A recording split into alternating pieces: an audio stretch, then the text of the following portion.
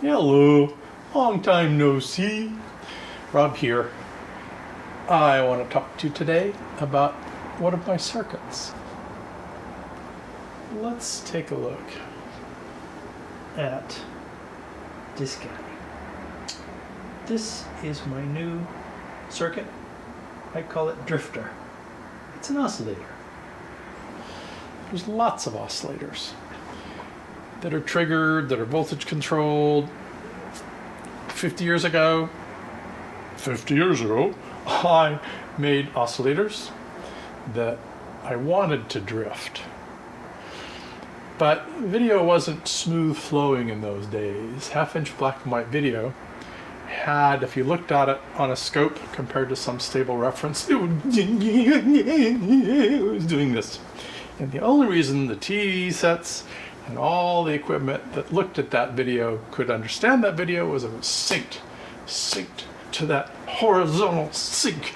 As long as you reference to that guy, then you're okay. The TV set was very forgiving. Any video input, recorder input was very forgiving. Show me H, show me V. I don't care if it's juggling around. I can understand it. Well, I wanted my oscillators to drift, okay, in that world, which was just crazy. So I made circuits that would act like they were drifting. These are ramps that would take my reset point and slowly move them across, and it was crazy. Years and years and years and years later, there's no time-base error, certainly not that kind of time-base error in HD video. What I've done is I put something up on the screen that's not just the oscillator. The oscillator by itself is pretty ugly. What I want to show is the first knob. Let's look at that first knob.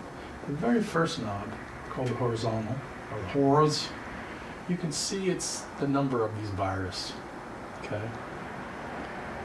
And the next knob is the vertical, and it tilts them. It's like how much? It's called vert because we're adding the vertical frequency to it. Okay. The second knob is called vert. This is the tilt. Could have called it tilt too. There's the vert. It adds tilt to the horizontal. Okay? Is that making sense yet? Okay. So how much horizontal? How much tilt? But I don't want that to hold still. I want it to drift.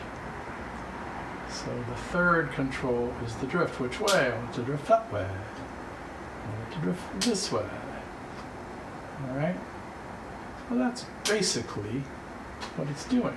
I could say, give me lots of lines.